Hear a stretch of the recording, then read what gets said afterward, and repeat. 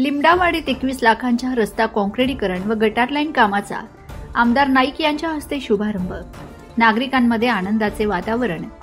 नवापूर शहरातील प्रभाग क्रमांक 5 लिमडावाडी परिसरात मुसाबाई पालावाला यांच्या घरापासून ते जयंतीबाई अग्रवाल यांच्या दुकानापर्यंतच्या रस्त्याचे काँक्रिटीकरण आणि गटार लाईन बांधकामाचे 21 लाख रुपये अंदाजित खर्चाच्या कामाचा शुभारंभ आमदार शिरीषकुमार नाईक यांच्या हस्ते करण्यात आला।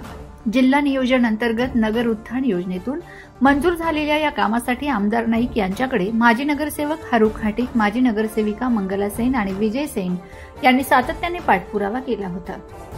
यावेळी माजी उपनगराध्यक्ष आरिफ पालावाला, माजी नगरसेवक चंद्रकांत नगराळे, अजय पाटील, काँग्रेस शहर अध्यक्ष सोहेल बलेसरिया तसेच जयंतीभाई अग्रवाल, ध्रुवेश अग्रवाल तसेच परिसरातील अनेक मान्यवर व नागरिक मोठ्या संख्येने उपस्थित होते।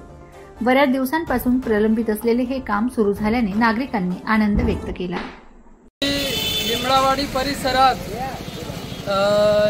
नवापूर शहरातील लिमडावाडी परिसरात काँक्रिटी रस्त्याचे उद्घाटन झालेले आहे।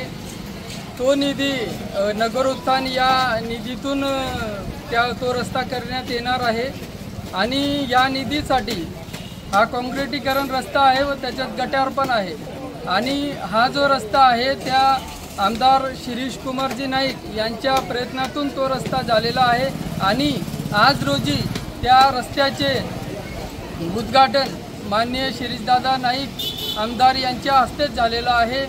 हा रस्ता चांगल्या दर्जेदार होणार आहे। तरी हा रस्त्याचं जे आहे मुसाबाई पालावाला ते जयंतीबाई अग्रवाल यांच्या दुकानापर्यंत हा रस्ता होणार आहे। हा चांगल्या दर्जाचा रस्ता होईल याच्यासाठी नागरिकांनी सुद्धा प्रयत्न करण्यात यावे आणि त्या कामावर लक्ष ठेवावे की हा रस्ता दर्जेदार व्हावा। यासाठी सर्वांनी हा रस्ता झालेला आहे। विकास काम असेच नवापूरमध्ये सुरू राहतील। धन्यवाद।